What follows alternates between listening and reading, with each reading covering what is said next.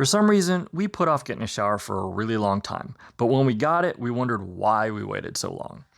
We tried body wipes, and they do work, but they kind of leave a residue, and you never really feel totally clean, especially after a full day of overlanding or hiking. We also tried the budget battery-powered non-heated showers, and never ended up honestly using them, because at the end of a long, dusty trek, we were never up for a freezing cold shower, and you can call it refreshing and invigorating all you want. We caught it cold and always passed on that. So we got a Camplux portable heated shower unit. They run off propane and use a solar generator battery pack to power the water pump. Truly, nothing beats a hot shower in the middle of the woods after a long day on the trail. This truly is the biggest bougie overlanding flex there is, seriously. But it really is nice to go to bed truly clean and refreshed. There are a couple different units available, so be sure to get the one with a pump included. You'll see some cheaper units for around $130, and don't be tempted to get one. I actually made that mistake. I had to return it. They don't come with a pump. They're meant to be hooked up to like a garden hose or other permanent pressurized water source, so make sure you get the ones with the pump. So for around $185, you can get the 1.32 gallon per minute unit. You might see some units with a higher flow rate, but if it's for overlanding, honestly, I suggest the 1.32 gallon per minute. A 20-liter jerry can of water is barely enough for 2 people with that flow rate. It goes really fast, even when you try to use it sparingly. So Camplux actually also has a higher end unit for $399 that's more self-enclosed, but if I were to do it all over again, I would honestly get that unit. The base unit for $185 is nice, but it takes a fair bit of setup. It's honestly, it's just enough where you kind of sigh when you draw the short straw to set up the shower. So if you can swing it, just go get the nicer one. It's way faster. It's self-enclosed. It comes with a battery included. It's just an easier setup, and I would definitely go that route if I were to do it again. So if you're like me and you're just not ready to drop close to $400 on a camp shower, I totally get it. And honestly, you can't go wrong with the entry-level version. It's still a great choice. So now I'll show you the initial assembly of the base unit and setup at a campsite. And be sure to stick around to the end to see the shower in action. So when you look at the bottom of your Camplux, there's 3 ports. You've got your propane in here. This hose came pre-installed. This is water out, so this will go to your shower head, and this is water in, so that hooks up to your water source. And last but not least, this guy right here, that's going to be your water drain. That unscrews, okay? And what it's for is they ask you to drain it every use. Really what it is you don't want water stuck in there, so if it freezes especially, it will damage the unit. So if you're in colder climates, make sure that you drain that every single time. So it requires 2 D-cell batteries for the igniter. Just take note, it does not come with the batteries, so you have to pick those up separate. Installation is really easy. Rotate that 90, open that up, and just pop them in. Water hookup couldn't be simpler. They're literally color-coded, cold water in, hot water out, so you just connect those in there. These are a 2-piece unit. Really, that's just an adapter, so you can either screw it in there and then crank them down. Installation's super simple. Just pop him right on. And then tighten them down. I'm tightening both of them. Don't over tighten it. So there's that one. And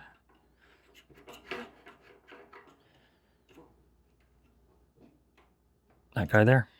And then your different water lines, it's just a simple quick connect.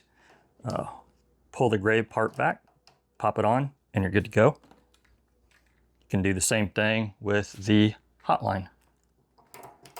So to connect the shower head, it's really simple. You're going to look at this end of the line, and you'll notice there's a blue cap. That threw me just for a second because there's not a whole lot there, but it actually does unscrew. And then you simply connect these guys in and screw that in tight.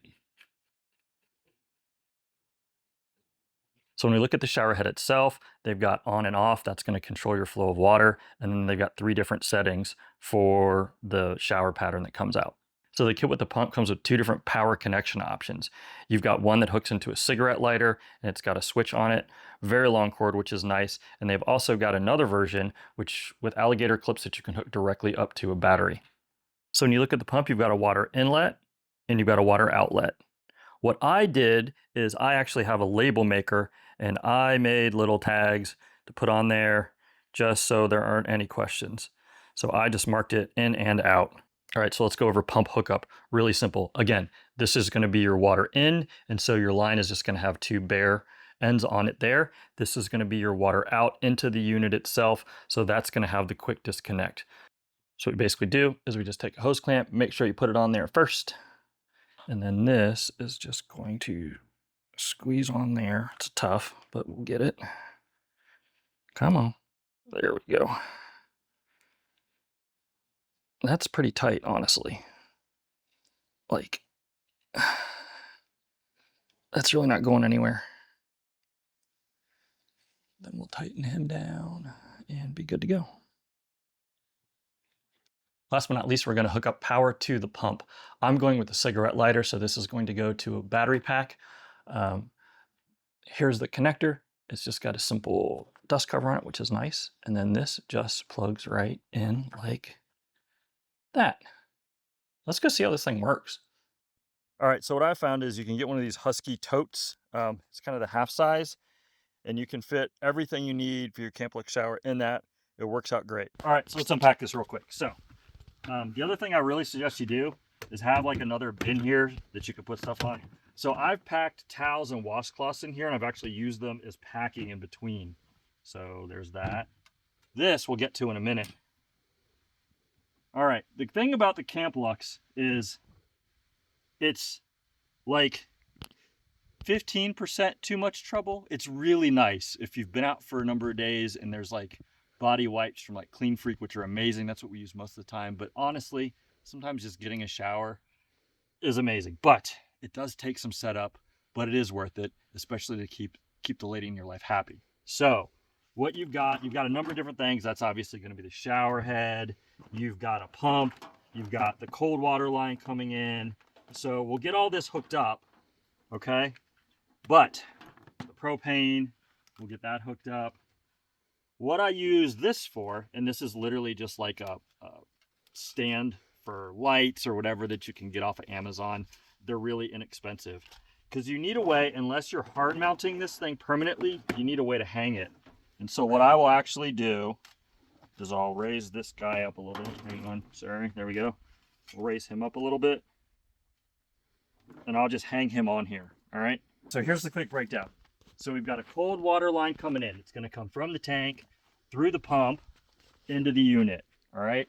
We've got propane set up, okay? And power going in. This does take 2 D-cell batteries, and that's what lights the igniter. So you've got to prime it, and then we've got our shower head here, and you can turn it on, and that's hot water, okay? Now here's what I will say. I will almost always end up running this on low heat and a lot of times low water. This is going to use a lot of water even if you try and conserve, okay? We'll probably go through that 20-liter tank. We might be able to get 2 showers out of it if we try really hard. It just uses a good bit of water. The other thing I will say too is when you run this, the water can get really pretty hot. And so what I'll do a lot of times is run it through and then let the water in the hot water line kind of cool a little bit. So you'll kind of turn it on and off. So it can be a little squirrely. It's a little bit of a setup, but it is really nice to be out in the middle of nowhere and get an actual shower. And if you want to see the behind the scenes shower in action, check out our OnlyFans. We don't have an OnlyFans. Did you look? Did you? That's weird. Did you really look? You need Jesus. You need Jesus. All right, now that we're all showered and clean, couple things. I have probably enough water in the tank for another shower. And that's just because we've used this a couple times and had some practice. I'm going to be honest. Try it out at home. And the first couple times you do it, you're probably going to do like I did and shoot water everywhere. And just, yeah, it just takes a minute to kind of figure out. The other thing I want to bring up is we got from Las Vegas Overlanding Co. this bamboo floor. And now, for the full size, it's about $200. But it's actually made, it's a husband and wife company. They're awesome. And I have to tell you, that was amazing for in the shower. We've done it before where it just has the, waterproof fabric floor of the shower tent itself. And It's not great. You step on rocks, you end up getting mud and stuff in there. It works, but that thing was night and day. It's awesome. The other thing it does, you'll notice, if you have one of the tents that hook to the side of your rig and just fold out, but you have to stake them down. They've got corners so you can tie them down. The other nice thing is, so we've got this King Camp shower tent, which is really nice. It sure beats the like quick little pop-up ones, and I'd say if you're gonna have like a Camplux, you need to have something like that. Get the ones that don't require poles, they just fold out. It's way easier, but if it's windy, this thing will blow over. And the nice thing about that floor is it weighs about 19 pounds, so it really keeps it grounded. So that's about it, man. Check them out. I'm gonna have links to all of this stuff in the description so you can pick it up. Thanks for tuning in. We'll catch you next time.